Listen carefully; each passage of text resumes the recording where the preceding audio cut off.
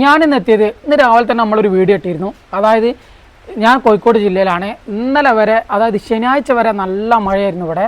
അപ്പോൾ ഇന്നലത്തെ മഴയ്ക്ക് ഇന്ന് രാവിലെ ഞാൻ എണീച്ച് നോക്കുമ്പോൾ നമുക്കൊരു 5 ഗസ്റ്റുകൾ വന്നിട്ടുണ്ട് കേട്ടോ. അതൊരു 5 നായ്ക്കുട്ടികൾ. അപ്പോൾ ഞാൻ ഞായറാഴ്ച അന്നത്തെ നമ്മളെ തെണ്ടിത്തിരിയലും കാര്യങ്ങളൊക്കെ കഴിഞ്ഞ് വീട്ടിലെത്തി നോക്കുമ്പോഴും ആ 5 നായ്ക്കുട്ടികൾ ഇവിടുന്ന് പോയിട്ടില്ല കേട്ടോ. അതായത് അതിൻ്റെ അമ്മനെയും കാണുന്നില്ല. 5 നായ്ക്കുട്ടികൾ ഇവിടെ ഉണ്ട്. അപ്പം വീട്ടിലൊക്കെ ഭയങ്കര നെഗറ്റീവാണ്. ഇവിടുന്ന് എങ്ങനെയെങ്കിലും ഈറ്റകളെ പായിപ്പിച്ചോളി, ഇവിടെ മൊത്തം വൃത്തിയേടാക്കും, അങ്ങനെ പറഞ്ഞാൽ ഭയങ്കര നെഗറ്റീവും കാര്യങ്ങളൊക്കെയാണ്. പക്ഷേ നമുക്ക് എന്തായാലും അത് മനസ്സുകൊണ്ട് വരുന്നില്ല. കാരണം എന്ന് പറഞ്ഞാൽ ഇവിടെ പുറത്ത് നല്ല മഴയാണ്.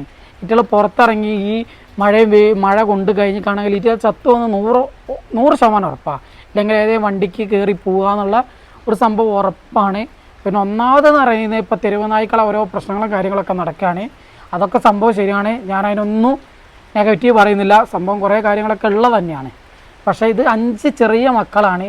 പാല് കുടിക്കുന്ന പ്രായമായിട്ടേ ഉള്ളൂ. ജസ്റ്റ് നമ്മളെന്തെങ്കിലും ഫുഡ് കൊടുത്താൽ കഴിക്കും.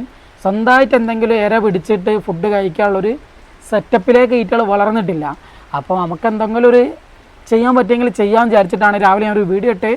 പക്ഷേ അപ്പോൾ ഞാൻ എന്തായാലും വിചാരിച്ചു എന്തൊക്കെ പ്രശ്നം ഉണ്ടെങ്കിലും നമുക്ക് ഇവിടെ ഈ 5 പപ്പീസിനെ നമുക്ക് പറ്റും പോലെ ഒന്ന് ട്രീറ്റ് ചെയ്യുക എന്നുള്ളത്. കാരണം ഒരു ഇൻഡിപെൻഡൻ്റ് ആയി കഴിഞ്ഞ് കാണാൻ നമ്മളെന്തായാലും പുറത്തേ വിടും. കാരണം നമ്മളെന്തായാലും നോക്കുന്ന അത്രത്തോളം ഐറ്റങ്ങൾ അതിലും കൂടുതൽ ഫ്രീഡം പുറത്ത് കിട്ടും. അപ്പോൾ എന്തായാലും നമുക്ക് ഐറ്റങ്ങളെ കാണാം കേട്ടോ.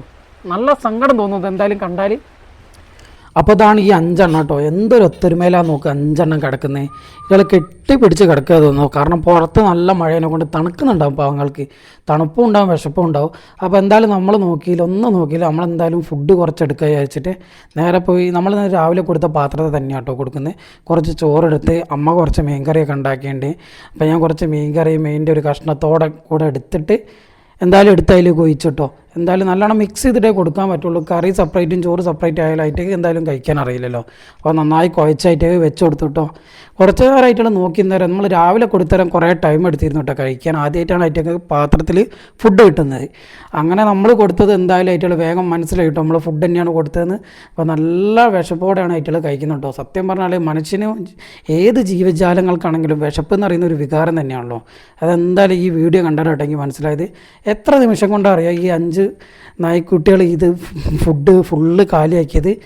അപ്പോൾ എന്തായാലും എനിക്കത് ഭയങ്കര സന്തോഷമായി കേട്ടോ. നമുക്ക് നമ്മളെ കൈനെ കൊണ്ട് ഒരാൾക്ക് ഭക്ഷണം കൊടുക്കുക എന്ന് പറയുന്നതാണ് ഏറ്റവും വലിയ പുണ്യം. അപ്പോൾ ഇന്നത്തെ വീഡിയോ അത്രേ ഉള്ളൂ. താങ്ക്